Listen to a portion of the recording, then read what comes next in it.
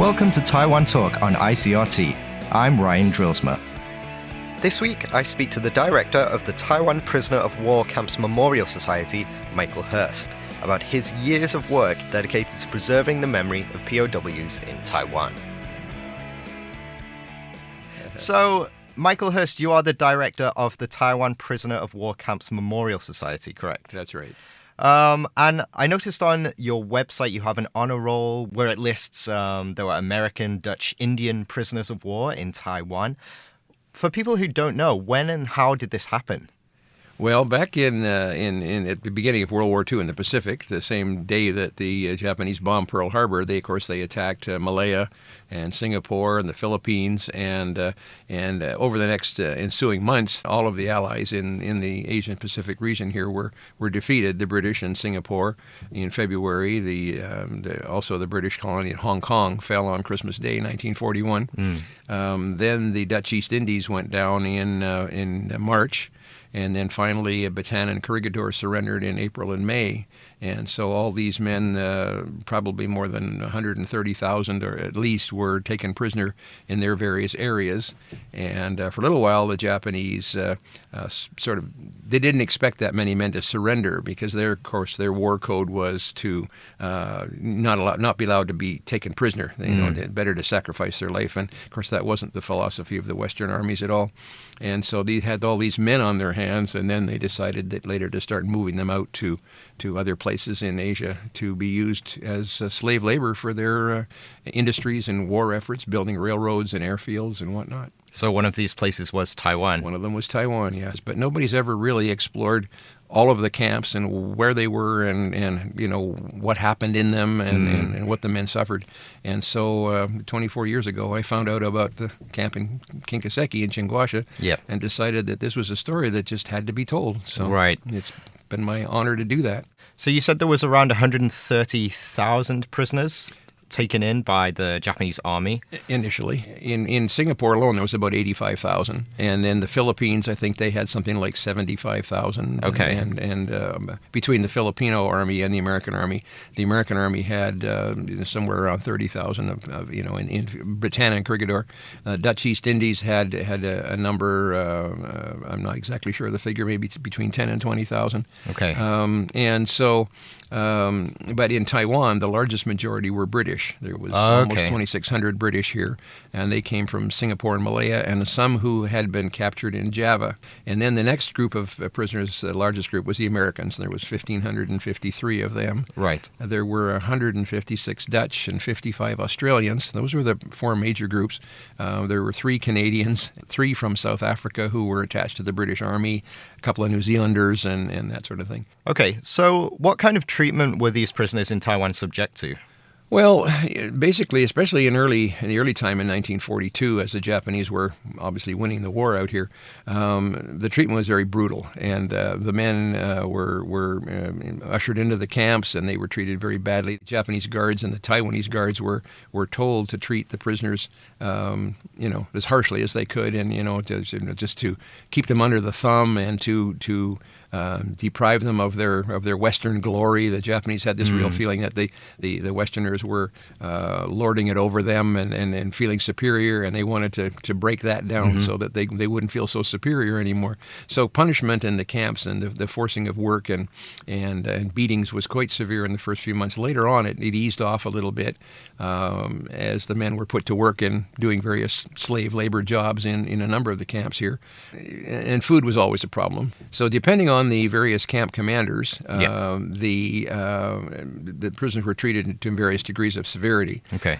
Food was usually withheld, and it was often withheld as punishment for not doing what the Japanese thought was enough work. Okay. A lot of beatings ensued. Medicines were withheld from the doctors. The Red Cross supplies did come through, but in many cases they were just withheld just to be mean. Yeah. And so the prisoners, of course, they were having to work all day, 12 hours a day on average, sort of thing, in these slave camps, with just like a sheaf and a rice gruel for breakfast, and many died from starvation or related diseases. Okay. Over the years, how have you come across all this information or all these stories?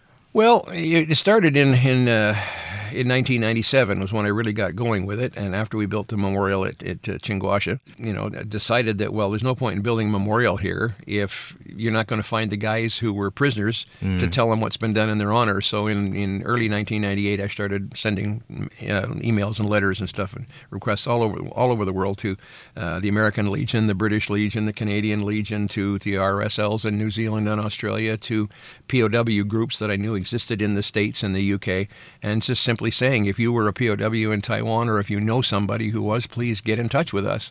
And after a silence of 60-odd years, once these prisoners found out that there was to quote them, a young objective historian from Canada who was trying to record their story, they were more than willing to open up.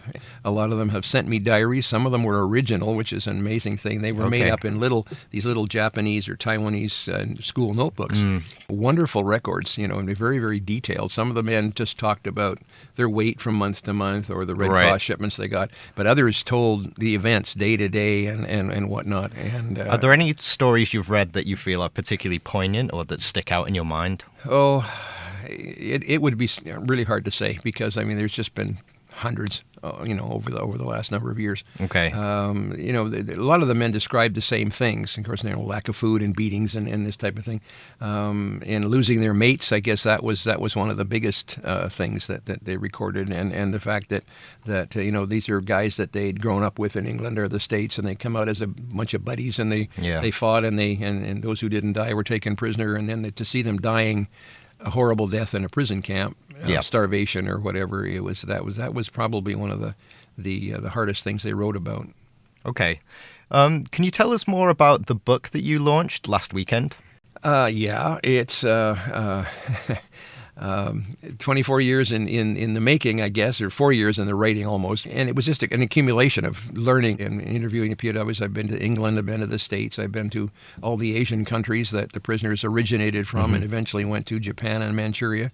And I just knew right back in 98 that someday I was going to have to put this into a book because there's no point in just me knowing the story. I wanted the world to know the story, so that's what I've been gathering this information for. Now that you have your book published, what do you hope people take from your organization's work moving forward? I had an email yesterday from a person who received the book in the States, and they said that they were definitely going to pass this on down to generations. This person's in their 80s, and the POW's daughter, and she's wearing. I'm passing this on to my kids, and it'll go to the grandkids. And so, thank you, Michael, for what you've done. And my next plan is to open a POW museum here, if we can, somewhere in either Taipei City or New Taipei City. I have so much material for a museum. Just this huge amount of documents and photos and artifacts and things that I've collected in the last 20 years. So many of the POWs, they've given me their father's medals or uniforms and stuff. So this is really it's because I've been talking about this museum for 20 years. Yeah. And I have this collection. There's just nothing else like it in the world. There's no other museum that would have what I would have, what we would have here in Taiwan, if we can get this done. So, but if we can't, then I guess I'm going to have to return a lot of material to a lot of people, to a lot of countries. And I'm going to continue. One of the things that my work entails and has entailed for many, many years since I started is the children and the grandchildren, the families of the POWs, writing me letters and emails and whatever, asking for information about their dad or their granddad or their uncle. Okay. Because when the men came home from the war, they were told by the American and British armies and governments in particular not to talk about it. And the simple explanation for that is the prisoners had told me that they felt that because the British had abandoned their army in Singapore and Malaya and sacrificed almost 20,000 troops there in the last 2 weeks before the surrender, and the Americans, of course, had abandoned their armies and promised them help from January. And, help is coming, fight on, but they never intended to send any help. It's all documented. It's all in the book. Okay. And Roosevelt made all these promises, and they never kept them. They never intended to keep them. So those men and thousands of Americans and Filipinos died because of that. So the last thing the governments wanted when they went home was to have the prisoners saying, that so-and-so government, they did, And so they basically told them not to talk about it. Well, then when the men went home, they still had the need to get it off their chest, to share it with their families, their girlfriends, their parents, whatever. And people listening to their story couldn't believe that one human being could treat another human being as badly as the Japanese treated the prisoners of war and the civilian internees all across Asia. Right. And so as the prisoner would be telling the story, they'd be saying, that you got to be kidding, that can't be true. Well, of course, that caused the men to shut down. And so for 60, 65 years, they basically shut down. Okay. And then once we got going, I have another colleague in Thailand who has a wonderful museum at the bridge on the River Kwai. And he's done pretty much the same thing on the Death Railway that I've tried to do in Taiwan, only he's had like 10 times the prison camps to find and that I have. But he's done a wonderful job. He's a wonderful museum there. And another lady in Borneo, Sabah, and people in the UK and the States, they've formed organizations to keep the story going, to make sure the men aren't forgotten.